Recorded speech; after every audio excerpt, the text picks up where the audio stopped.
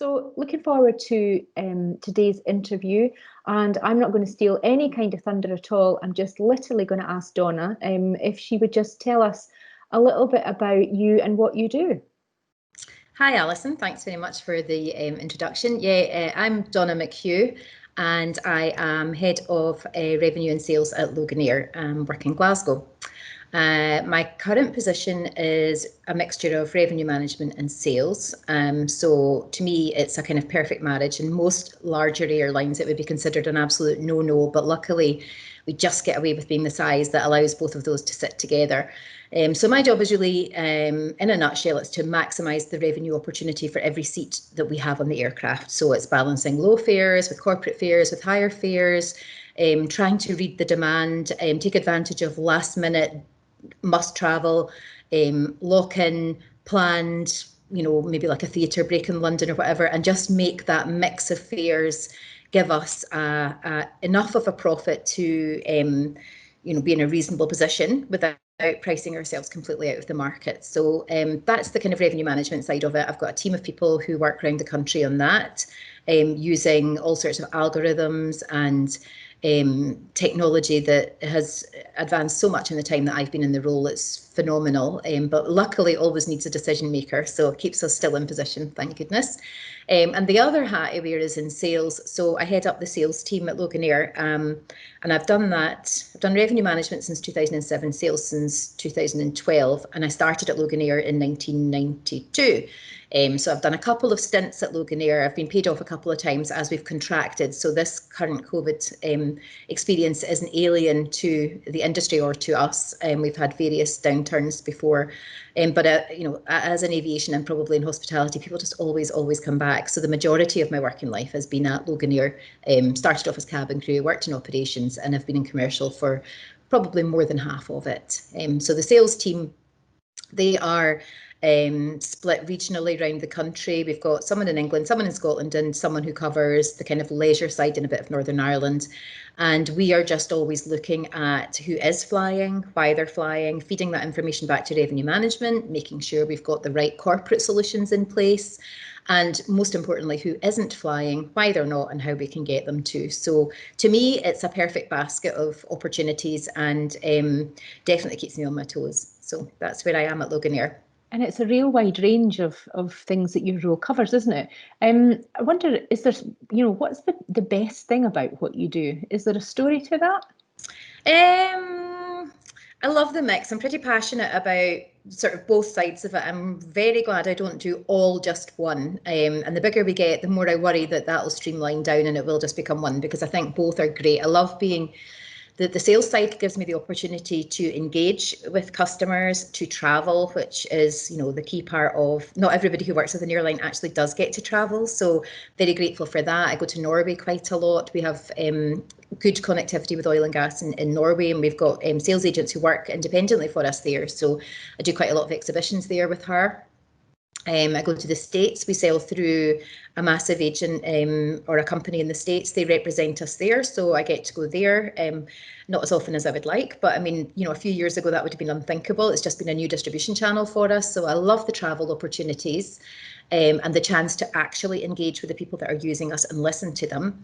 And then I really enjoy using that information and turning it into something that makes the whole thing come together and work. But the travel, I would say, is, unsurprisingly, one of the main things that is a unique opportunity. Mm-hmm.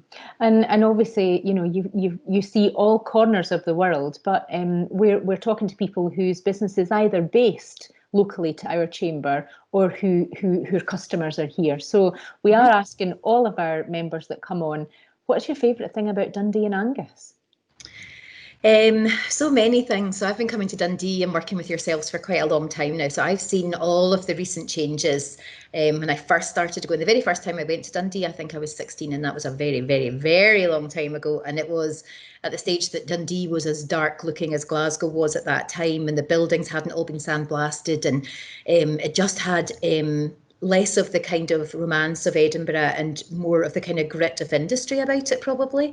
I've seen massive changes in Glasgow and in Dundee, and what I love about Dundee is it has expanded on its culture, its history, It's not been afraid of reinvention, but built on that foundation that's just been astounding. You know, it's such a hard-working city. I'm actually from Inverness. I love the size of Dundee. It's very similar to Inverness. Everything is accessible. People know each other, so you're always to the forefront of whatever business opportunities or nervousness there is around, which I think is great. It's a very kind of community feel for a city, which I'm pretty sure is quite unique. Great food opportunities there. The hospitality sector is very strong. The V&A is hugely impressive. And on my list to do the next time I come is probably, I don't know if I'm saying this right, is it the Verdant Works? Is that right? Yeah, that looks really good. So yeah, I find something new to do every time I come, looking around the galleries, the V&A, just walking along the waterfront. It's beautiful. I love it. And I know so many people who have gone there to study, and every time I hear of someone that's going to uni in Dundee, I'm like, you're so lucky. It's so welcoming, so friendly. It's so close to Edinburgh, Glasgow, Perth. You're very well located. So yeah, I'm a fan. We need to get you on the payroll, I think. Yeah, I love it. So I'm also interested just in kind of getting a bit of a sense of, what makes people tick. So my next question is, what's your favourite time of year and why? Well, I would say Scottish, so not summer, because I don't expect it here. I'd say spring probably for me, or the month of May, so maybe on the cusp of both. I probably come into every year really excited about the days getting longer. I'm not good in the winter. I'm pretty sure I suffer from SAD. I hate the short days. I feel like there's a lid on my head and I just can't be as productive. I can't imagine coming home and doing half of the things I do in the summertime. Taking the dogs out, going, to visit people, do things, all pre-COVID, obviously, or most of it. But I love that sense of expectation that there is at that time of the year. It's like everything's possible. It's like all your plans are still I'm definitely not talking about 2020. All your plans still have to unfold. You're just at the beginning of your kind of budget year. So if for work, everything's still possible. And yeah, I just love it. I love the long days. I think the weather's always great in May. Probably about then. Brilliant. Okay, great. Something that we've been talking about with other people, and it kind of started. So my question is phrased about lockdown, but obviously we're not in full lockdown at the moment. But what's the thing that you are currently missing or missed most during lockdown? I've really surprised myself that I've not missed much, which I did not expect. I'm normally on the go a lot. I travel a lot for work. I've got 3 daughters who range from 16 to 21. I am on constant demand for numerous, probably mainly ridiculous things, whether it's dropping, picking up, running about, running myself ragged. I have loved not having all of that time pressure on me. I've enjoyed having downtime. My husband's a phenomenal cook, so I've not missed eating out. We're spoiled for media at home. I do like the cinema, but I can wait. Probably extended family. My nephew had a baby this year and we've missed spending time with them as much as we would have liked, but that's come back now. So, the baby won't remember, only we will, so that's okay. So probably extended family, and I had a lot of travel planned that didn't happen, but I'm old enough to know that that's just fine. That'll come round. So honestly, I've not missed nearly as much as I thought I would. And I've loved having the girls at home so much. We've been playing cards at night and, listening, talking, just spending more organic time together, which I know we wouldn't have done. So yeah, not as much as I expected. Yeah, it's interesting, isn't it? Yeah. Obviously, everybody's work has more or less changed pretty significantly during COVID and the COVID crisis. But what's happened with your role, and what does the future hold? My role was completely dependent upon selling activity, whether it was managing demand or, working very actively with travel management companies or corporates or the marketing team for web activity. And that literally came to an absolute standstill overnight. So the first month, I would say mid-March to mid-April, was a really frenetic pace. So we were working at home, we were coming to grips with teams and dogs barking in the background and people coming in and out and having your washing on show. And, we've all come a long way, I hope, since then. So it was very fast paced and very reactive. And then once we'd kind of understood what the initial policy was and put it in place, then everything stopped again because there weren't any sales for the day job. This was all kind of more, everybody was stepping into different roles. So many people were furloughed that we were all a bit of everything. So we were doing a bit of social media, bit of customer support, which was good. It was really good to have your eye opened. You could definitely find who the players were amongst the staff and, those prepared to completely just, be out of their comfort zone and those that were very protective about what their responsibilities were. So an interesting insight, I suppose, to all of us. And then we'd go through periods where we were pretty horizontal and you just kept thinking, okay, this is the opportunity I've always been waiting for. All of these housekeeping tasks that I keep not having enough time to do, I've got it, but I just haven't had the mojo for it. And I'm panicking now because most of our teams are back in September and all of these great plans I've had for welcoming them back with these amazing systems. I've got 2 days left because I'm on leave next week and then they're all back in September and I'm terrified to admit to them that hi, so a lot's changed and probably not so much has changed. So yeah, I'm a bit embarrassed about that, to be honest, but it's been the strangest of times and good, bad and everything in between. Odd. Very impressed at our senior management. I am so impressed at the leadership we've had, the communication that we've had. I know that's not been standard and it's made me very grateful for where I am, definitely. And when we're already fairly freely able to kind of get out and about, but I'm really interested, did you have and what would be on your lockdown escape bucket list? So yeah, I had a lot of plans for this year. I was meant to do the West Highland Way with my friend. It was her 50th. There was about 11 of us, I think, doing it in May, and I was terrified of doing it. I was partially relieved that it's been postponed to next year, but I'm really disappointed on the other side of it that it's not happened. So we've got that in the offing. So I'm back to training for that. I'd broken my boots in, but I certainly hadn't got my fitness level up. So that's in the plan.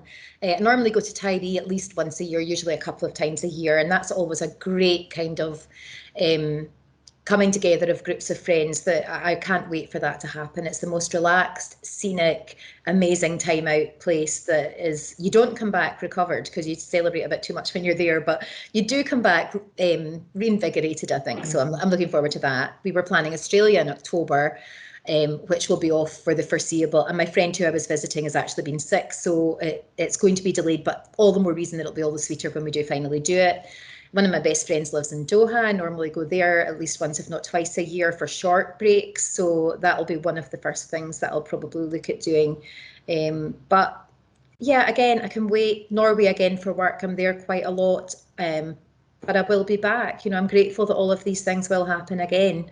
And hopefully I'll appreciate them more when they do. But I'm human and I don't know if that will happen. But I hope I do. I really hope it'll make me grateful for what I do have to look forward to. Mm-hmm.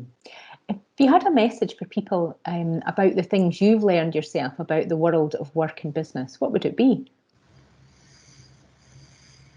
Number one, I'm still learning. So be prepared that you're never at the top of your game. Most often when you think you are, you're definitely not. So that's an ongoing, quite exhausting wheel, I think, is that the longer you're in business, the further removed you are from being able to embrace change and technology. And it's about forcing yourself. My advice to me is to stay as open as I possibly can to change and listen and really just take it on. And it's okay for it not to be right, but don't dismiss it. Don't just think that's how it's always been done. We had it right. There's no reason for it, because comfort zone more than ever doesn't really have a place. So expect the unexpected. Nothing, who knows after this year. Be grateful for what you've got, but be prepared for, don't have like a war plan ready for everything going wrong, but make yourself open to change and take side steps and don't always be powering for the very top. That's such a really great way to kind of finish the more formal questions that I had. But if people need to get in touch with you for a chat, how do they find out a little bit more? Yeah, no problem. So I'm based just at the airport. Our headquarters is just 5-minute walk from the terminal, so they can get me by email on donnamchugh@loganair.co.uk, or give me a phone. The office number is 0141 842 7171. So very happy to talk. I've got a great team as well. So once we're all back, anyone that's looking for anything, I will, I'll definitely get the team in touch with you, or welcome the conversation. So look forward to speaking to everybody. Brilliant. And maybe just one little last plug, because one of the best things I think about our little city is that Dundee Airport is just such a gem to use. So remind us of the flights that Loganair operate from them, and what's Sure. happening. So we've got London, which has been there one way or another for a very long time. And I remember it being London City before. It's been Stansted for a long time. I think London City has always been a choice of the people, but it's maybe just not been priced in an appropriate way for people that would travel from Dundee. Luckily, we're all in a position now where a deal's been struck and we're back into London City.